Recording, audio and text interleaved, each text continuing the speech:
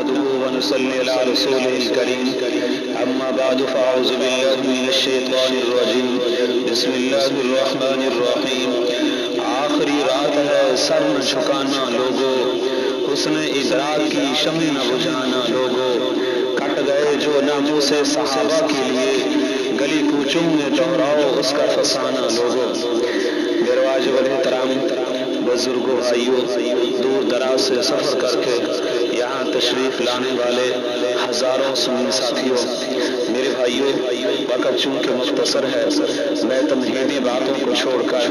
اپنے اثر عنوان اور مدعا اور موضوع کی طرف آنا چاہتا ہوں میرے بھائیوں صحابہ کرام ایک ایسی جماعت ہے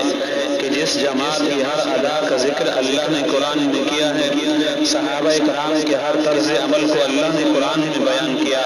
ایک موقع پر اللہ تبارک و تعالی جس طرح کے کوئی وجد میں آ جاتا ہے اس طرح اللہ نے کس کیف اور سرور میں اتنی خوبصورت بات کہی ہے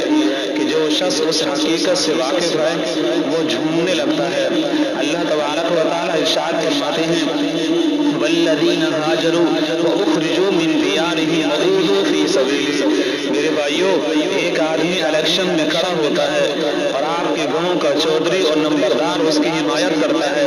علاقے کے دوسرے لوگ اس چودھری کے مخالف ہو جاتے ہیں کہ آپ نے فلاں امیدوار کی حمایت کیوں کی لیکن جب وہی امیدوار الیکشن میں کامیاب ہو کر اسمبلی کے اندر پہنچتا ہے تو ہر معاملے میں اس چودھری کی بات مانتا ہے لوگ کہتے ہیں کہ اس سارے علاقے کو چھوڑ کر تو ایک آدمی کی بات مانتا ہے تو وہ آگے سے کہتا ہے کہ اس آدمی نے میرے لیے تکلیف اٹھائی ہے میرے لیے اس نے تانے سہے ہیں میرے لیے اس نے پورے علاقے کو مخالفت بولی ہے میرے بھائیوں ایک آدمی جب اتنا احساس کرتا ہے کہ اگر اس کے لیے کوئی آدمی تانے سہے تو تانے نہیں فراموش کرتا لیکن اللہ نے قرآن قیامت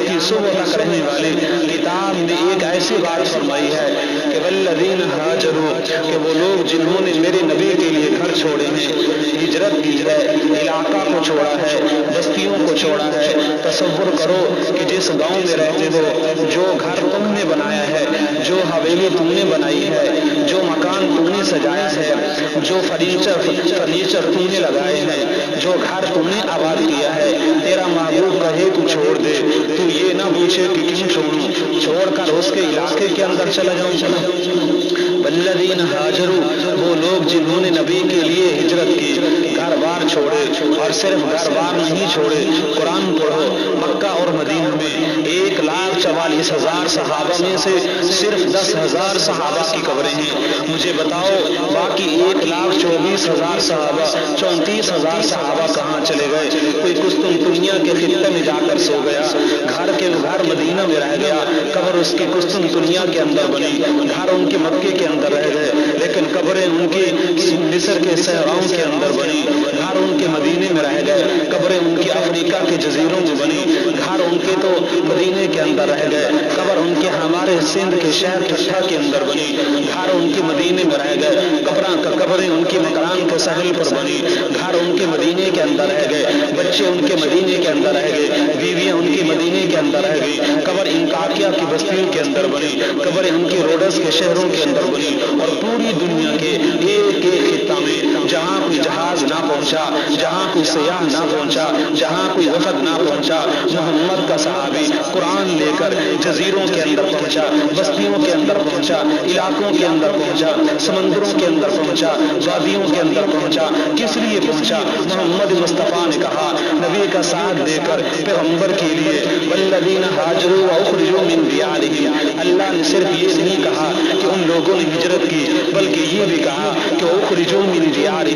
دھکے دے دے کر گھروں سے ان کو نکال دیا گیا بچوں سے جدا کر دیا گیا دھکے دیے بیویوں سے جدا کیا میرے بھائیوں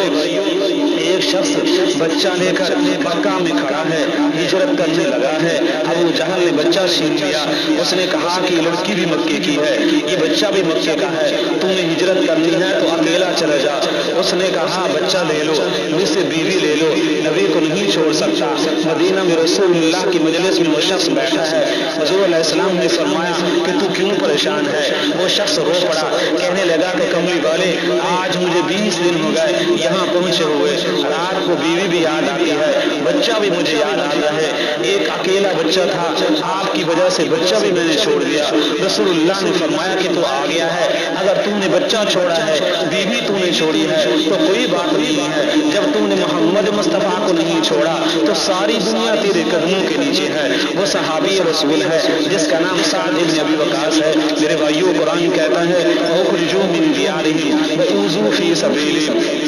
کہ ان صحابہ کو دھکے دے دے کر ان کو گھروں سے نکال دیا گیا۔ اور قرآن اگلی بات کہتا ہے کہ والذین ہاجروا واخرجوا من دیارہم واوذوا فی سبیلی۔ اوذو کیا معنی ہے اس کا؟ میرے بھائیوں، اوذو ایذا سے ہے، اوذو تکلیف سے ہے، اوذو کا معنی دکھ دینا ہے، اوذو کا معنی دکھ میں مبتلا کیے گئے، اوذو کا معنی اذیتیں دیے گئے، اوذو کا معنی مصیبتیں دیے گئے، واوذو کا معنی مصائب کے پہاڑوں سے گزارے گئے، واوذو کا معنی سمندروں کے اندر غرق کر دیے گئے، واوذو کا معنی آگ کے اندر صحابہ جلا دیے گئے، واوذو کا معنی آگ کے انگاروں پہ صحابہ کو لٹا دیا گیا، واوذو کا معنی آنکھیں نکال دی گئی، واوذو کا معنی چمڑی ان کی ادھیڑ دی گئی، واوذو کا معنی جلتے ہوئے کڑاہوں کے اندر ان کو ڈال دیا گیا۔ قرآن کہتا ہے واوذوا فی سبیلی، کہ راستہ میرا تھا، طرفے یہ تھے، راستہ میرا تھا، ذبح یہ ہوتے رہے تھے، راستہ میرا تھا، قربان یہ ہوتے رہے تھے،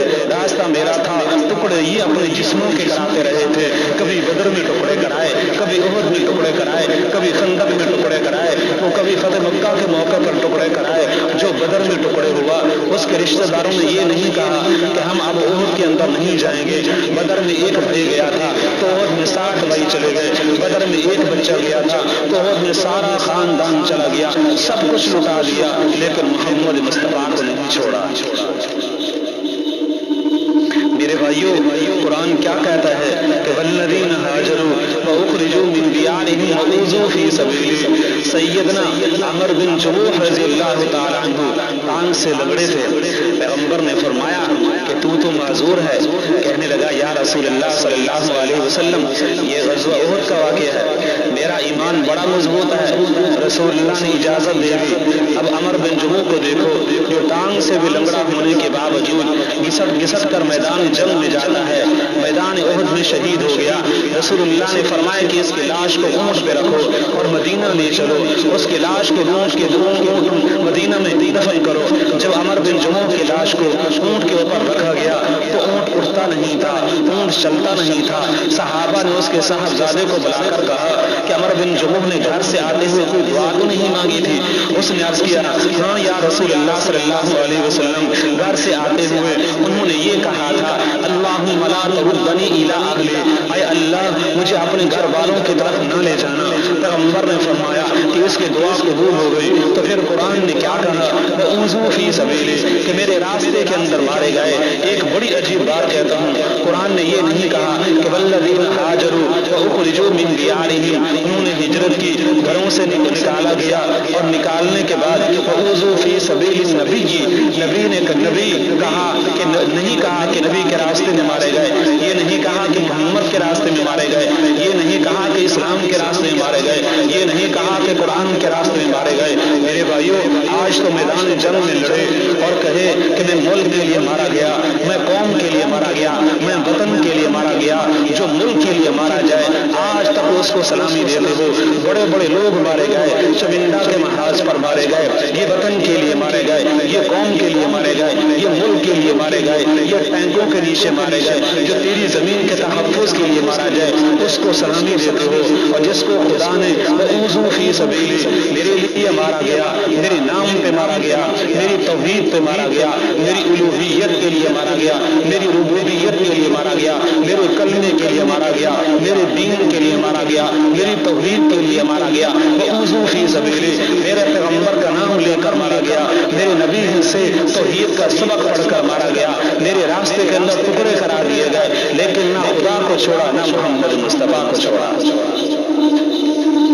میرے بھائیوں توجہ کیجیے، آپ دیکھیے کہ غزوہ موتہ میں یہ واقعہ کیا پیش نہیں آیا تھا کہ جنگ موتہ میں چشم فلک نے یہ نظارہ بھی دیکھا تھا کہ ساری کائنات کے لوگوں نے تاریخ میں یہ واقعہ نہیں پڑھا کہ جنگ موتہ بھی شروع نہیں ہوئی تھی۔ یہ وہی جنگ ہے جس میں رسے